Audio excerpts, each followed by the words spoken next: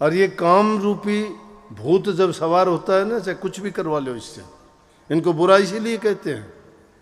काम वासना का भूत उसके दिमाग में उठ के आ गया, कहने उसने मन में सोच लिया कि तेरे घरवाले से डरता है। उसने एक चाकू उठाकर घरवाले की गर्दन उतार के गर्दन ले जाके दे दी कि ये ले, तेरे को डर था ना, इसका डर होगा, ये मैंने मार दिया है। अब तो तू करेगा?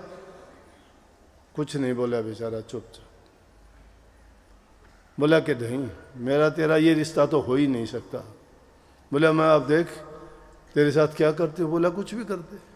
संतों की बात बताता हूँ, ये संतों के साथ में हर युग में हुए, लेकिन जिसका शरणा ले ले वो उसकी रक्षा करता है, क्योंकि वो सच्चे हैं।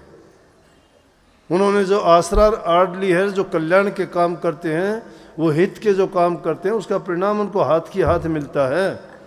अगर तुम्हारा भी यकीन तेरे गुरु पर हो ना, तो तुम्हारा गुरु तुम्हारे साथ है, लेकिन विचारों में नहीं रखते, तुम्हारी आस्था नहीं है, लड़खड़ाते हो तुम, जहां लालच दिखता है बह जाते हो, झूठी बातें बनाते हो, कपट रखते हो मन में, धोखेबाजी।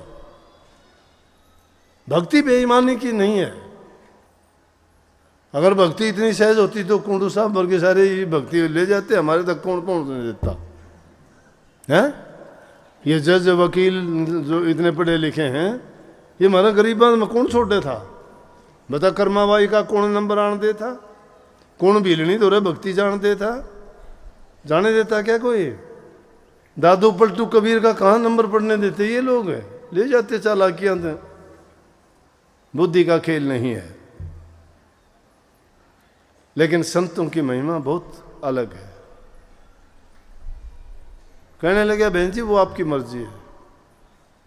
बस जोर जोर से चिल्लाना शुरू कर दिया, बचाओ बचाओ, इसने तो मेरे पति को मार दिया, ये कर दिया, वो कर दिया। लोग इकट्ठे हो गए, अरे दोस्त इसने तुम्हें रात को रुकने के लिए जगह दी और तूने ये दुष्ट काम किया। चुप, क्या बोल रहे, क्या कहे किसी को?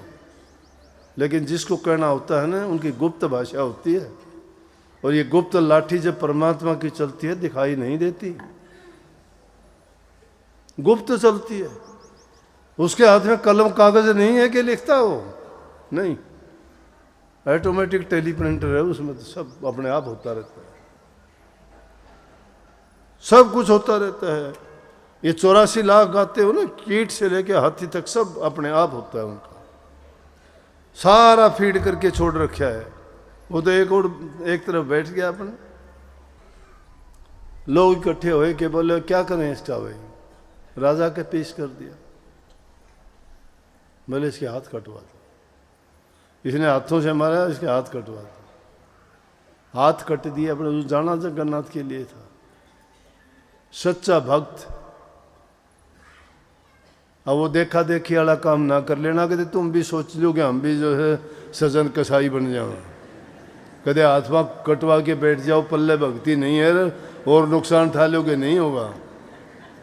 बस उनको अपने हाथों को नाम का सुमन करता हुआ, हाथों को रगड़ता हुआ गया। कहते जगन्नाथपुरी में जाके मत्था टेका, दोनों हाथ आगे, उसके हाथ आगे। और जितने भी संत जिनके साथ जो है, पलटू साहब को ताता तेल के कढ़ाई में के निकाल दिया, रविदास जी के हाथ कटवा दिए जूती के लिए।